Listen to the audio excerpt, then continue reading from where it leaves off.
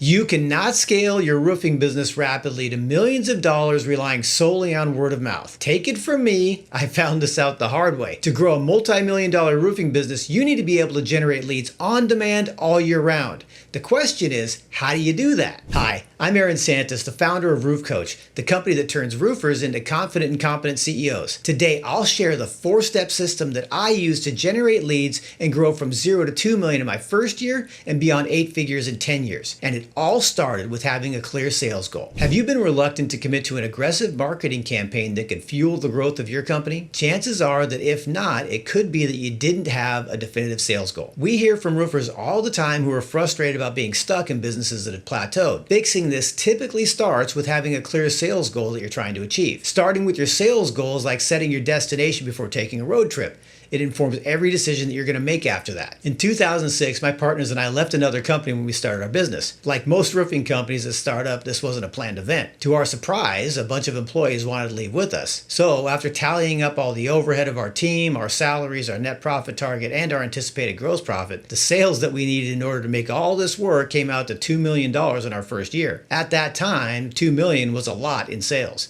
To put that in perspective, after inflation over the last 18 years, it'd be like going from 0 to $4 million in 2024, the year that this is being recorded. So the first step is to create a definitive sales goal. It doesn't have to be 2 million like mine was in year 1. It just has to be a clear and definitive number. Having this will inform your next 3 steps. Okay, so step 1 is setting a clear sales goal. After doing that, we had to decide how much we can afford to spend to make those sales happen. Step 2 is establishing your marketing budget. If your sales goal is the destination of your journey, then your marketing budget is the fuel to get you there. To reach my $2 million destination, I had to set a budget of $160,000 to get there. This may sound scary, and it was, but so is roofing a cut-up 12-12. I'm not saying to run out and spend a bunch of money on marketing.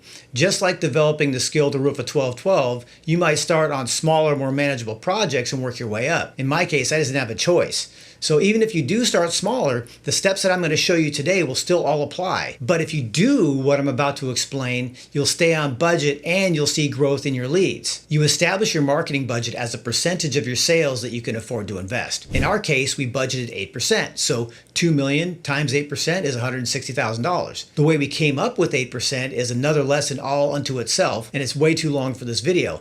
But what I can tell you is that the amount that you can afford to spend ties directly to your pricing. The higher your price is, the more you can afford to invest in marketing. Spending the time to create a clear budget brings your marketing plan into focus and makes the decision making much easier for you. This results in you being able to follow a plan and start investing in marketing, opposed to being too scared and confused to do anything. Now that you have a sales goal and you have a marketing budget, part 3 is to figure out where to invest. But if you don't use the right strategy, it could all go to waste. Many roofers rely exclusively on what we call passive sources. These are things like Google and word of mouth. The problem with Google and word of mouth and sources like this is that they only work when people are looking for roofers. And in most markets, that is not year-round. These sources also tend to fluctuate wildly with the economy. When the economy's good, they're booming. And when they're not, they're not. And all of this makes forecasting growth for your roofing business nearly impossible, which also relates to your ability to scale. If you want a scalable company that you can grow to millions of dollars, you need to change all that. And you can change that with direct marketing. When I started my business, I didn't know what direct marketing was. The entire marketing plan for the business that I was leaving was word of mouth in the yellow pages. And being a new business that people didn't know and was also not in the yellow pages, that wasn't going to work for me to get to $2 million. I had to figure something out. Luckily, I stumbled onto direct marketing. Unlike word of mouth in the yellow pages, or Google for that matter, where you rely on the market seeking you, direct marketing is where you can proactively reach out to the market. There are many ways that you can do this. It can be direct mail, newspaper, social media ads, radio, TV, door knocking. Literally any media that allows you to stick your message in front of the consumer that compels them to act now. Once I learned about this method of marketing, I realized that my growth was only limited by the size of my market, and that was an absolute game changer. Now, I'm not saying that word of mouth and Google are bad things, not at all. What I am saying is that if you want to have a business that allows you to predictably forecast growth, you must also have direct marketing strategies working. So now that you know all this, you might be wondering, well, how do I make direct marketing work in my roofing business? That's what step 4 is all about.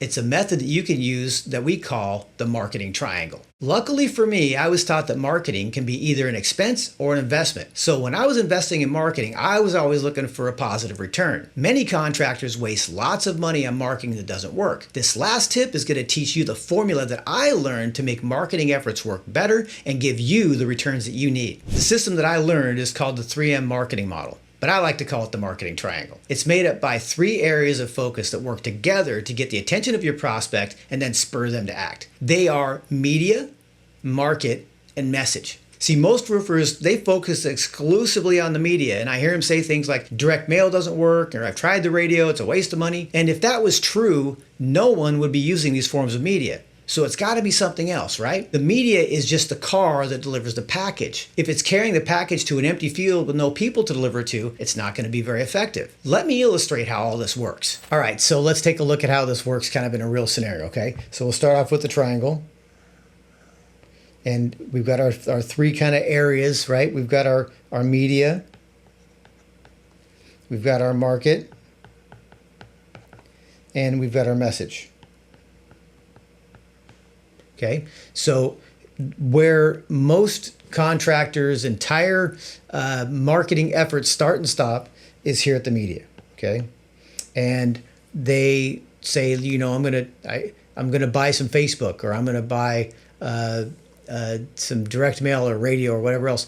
And it's one of the questions that I get all the time. What is the marketing that works for everybody? Does Facebook work, or does this work, or does that work?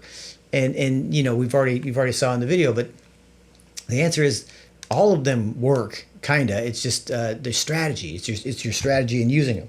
So media is things like you know, Facebook, like we mentioned, or radio, right? Media. I mean, media is also, you know, Google, right?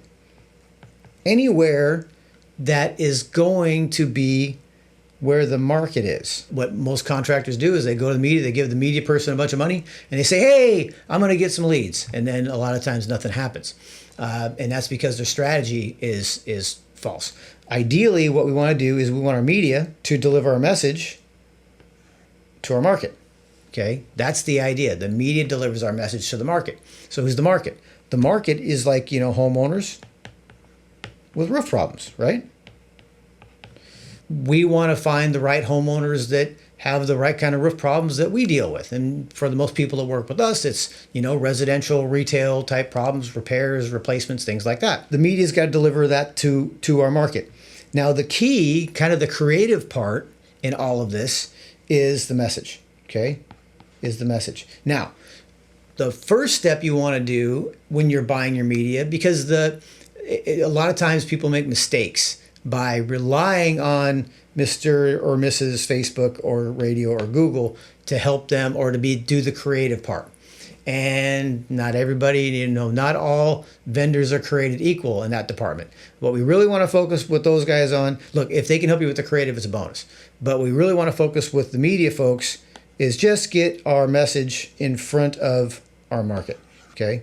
Just get our message in front. What you want to find out from them, when and how can you get my message in front of these people that are our people, right? And then the message is important, that you get the right kind of message at the right time. And guys, it can be seasonal. You might have a different message.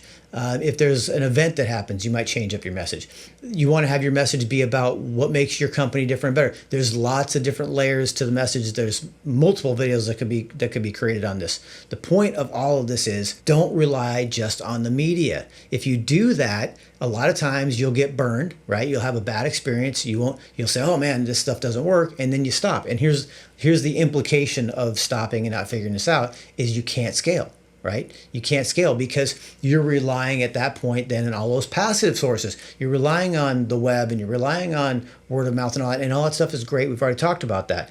But the problem is you can't make that happen. You don't know when that's going to happen. You don't know the quantity that's going to happen. So you need to be able to you need to be able to fuel into your company in direct marketing, or marketing that you can make happen, right? You can't afford to kind of half step this, all right? So the key is that you keep working and tweaking and massaging. And of course, you got to be careful. You got to be careful. You can't just go crazy because some stuff is just never going to work in a market. And there is, just like any investment, you've got to have kind of a cutoff. You've got to have like a don't pass go. This is not going to work, and we're going to go try something else. The key is keeping trying something else. One of the sayings is you got to kiss a lot of frogs sometimes to find your prince. But here's what happens when you find your prince. When you find something that works and you get that formula put together and you go, ooh, okay, that's working. And now you can spend up until it doesn't work anymore. You can milk that source, that one category, that platform, that media source until it doesn't perform anymore. So for example, what I used to do, direct mail something that I did, radio something I did. In radio, you can have, there's multiple stations. So and the funny thing would be is what worked with one station wouldn't work with another one, and back and forth, and you'd have to tweak and measure and find something that worked. But the beautiful thing would be is when you could leverage out and max out one station, get that working, you had a predictable return. And even when you would overspend and go, okay, there's no more, there was nothing else that came from that. Okay, I'll back this down. We're still getting the same amount here. Now we'll build up this other one. And you start standing up multiple different sources. And when you're able to do that, that's what really gives you like an impenetrable moat around your business of profitable business, right? And the ability to go, okay, I want to add a salesperson or 3 or 4, whatever you want to do, but I want to add a salesperson next year. All right. I'm confident that I can generate the leads to do that. So, I mean, your whole perspective on your business changes, and that's why this is so key to your ability to scale. If you want to be able to grow and scale your roofing business, the secret is to not rely on word of mouth or Google exclusively, but to determine your sales goals, create a marketing budget, implement direct marketing to drive new business, and use the marketing triangle to ensure that marketing is attracting the right amount of new clients at the right time for the budget that you have to spend. This is what changed my life, and the best part is that it can change yours too. I truly hope that you take what you've learned here and start growing your business and achieving your goals. And if you get stuck or need any help at all, you can always reach out to us and schedule a free game plan session by clicking the link in the description. And if you got value out of this video, liking, subscribing, and commenting helps us to make more content just like it.